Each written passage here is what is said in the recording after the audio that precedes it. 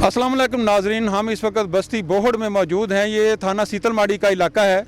यहाँ जो मट्टी और रेत उठाते हैं ट्रैक्टर ट्रालियों वाले, इनका यहाँ जो ठेकेदार है महकमा मादनियात का, उसके साथ कोई यहाँ इशू तनाज़ा बना हुआ था। ये ट्रैक्टर ट्राली वालों का मौक़िफ़ ये है कि हमसे नाजायज़ तौर पर ज़्यादा फ़ीस ली जा रही है और गवर्नमेंट की इतनी फ़ीस नहीं है जितनी ये हमसे ले रहे हैं। और इनका ये कहना था कि जो पर्ची हमें देते हैं इस पर भी कुछ नहीं अमाउंट लिखी हुई होती कि कितनी अमाउंट है, ना ये कोई शेड्यूल दिखाते हैं। तो फिर इसके सिलसिले में इन्होंने थाने दरख्वास्त दी और थाना सीतलमाड़ी की पुलिस जो है वो यहाँ आई और उन्होंने फिर फैसला ये किया है कि दोनों पार्टियाँ जो हैं ये अपने अपने सबूत लेकर थाने आ जाएँ और हम महकमा मादनियात से इसकी तस्दीक करके जो हक सच का फैसला इंसाफ का वो कर देंगे। और यहाँ मौजूद हैं, यहाँ हमारे साथ यहाँ के एक ज़िम्मेदार शहरी मौजूद हैं जिनका इस बिज़नेस से तल्लक है। तो इनसे पूछते हैं कि ये मसला है क्या और इसका अब हल क्या होना चाहिए। जी अस्सलाम वालेकुम भाई। वालेकुम सलाम। आपका क्या नाम है और क्या करते हैं? लियाकत भैंस भाई जी। अच्छा, लियाकत भैंस साहब, क्या मामला है ये मिट्टी उठा रहे हैं ना, मदनी आदल लोग कह रहे हैं 700 रुपये की पर्ची दो।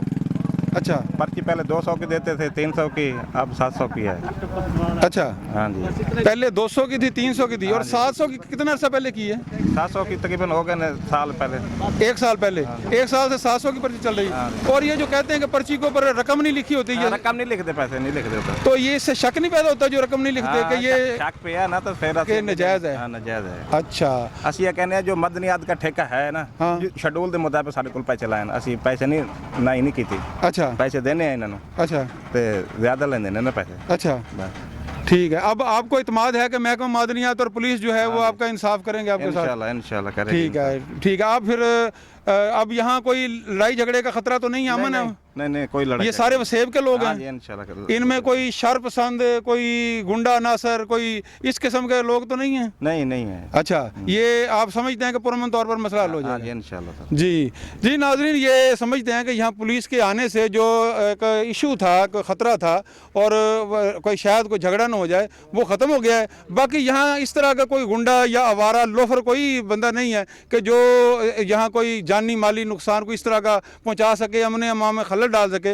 बाकी पुलिस जो है वो भी, क्योंकि थाना सीतलमाड़ी की पुलिस मौका पर पहुँच गई है, ये तहरीरी दरख्वास्त थाना सीतलमाड़ी लेकर गए थे। SHO साहब ने यहाँ 2 सब इंस्पेक्टर जो हैं उनको यहाँ भेजा है और वो इस मामले को देख रहे हैं और इसका हल निकाल रहे हैं और इंशाअल्लाह ताला हम उम्मीद करते हैं कि इसका बेहतर हल होगा। जी, आप में से कोई और भाई जो है इसके बारे में कुछ बताना चाहते हैं?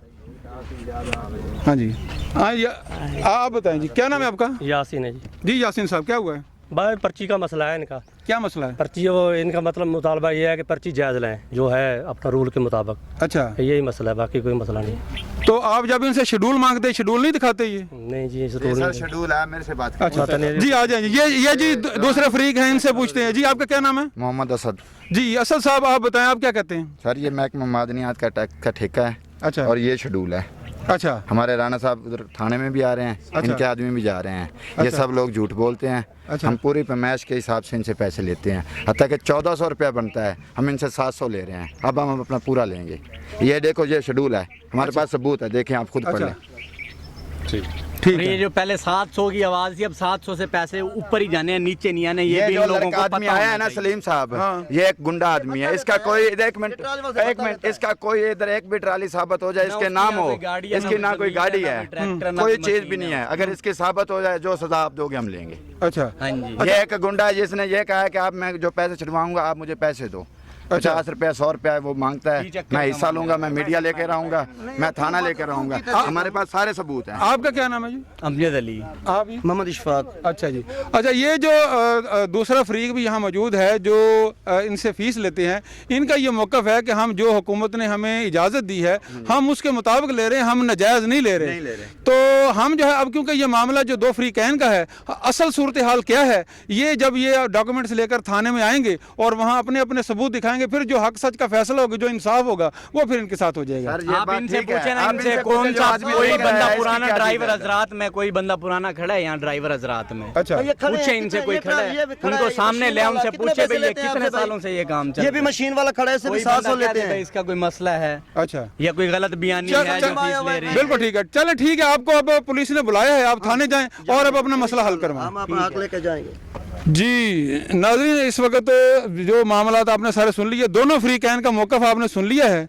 और इसके बारे में अब पुलिस और महकमा मादनियात वाले वही इस मसले को हल करेंगे, वही बताएंगे। जी अब आप क्या कहते हैं? भाईजान हम तो ये कहते हैं कि भाई अगर मदनियात वालों का मिट्टी का शेड्यूल बनता है पर्ची का, तो 50 रुपए के जो जितनी भी बनती है हम देने को तैयार हैं।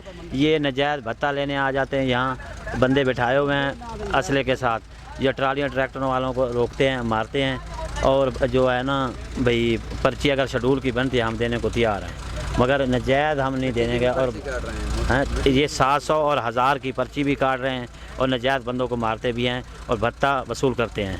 आला काम से अपील है कि जो हमारे मज़दूर भाई हैं इनके साथ रहम दिली करें, आपकी मेहरबानी होगी, शफ़क़त होगी। जी आए जी, आप आगे जी जी भाईजान मिट्टी पना होता है जो उसकी भी पर्ची काटते हैं, बहुत तंग करते हैं, इसलिए भाई रिक्वेस्ट है हमारी सुनी जाए। ठीक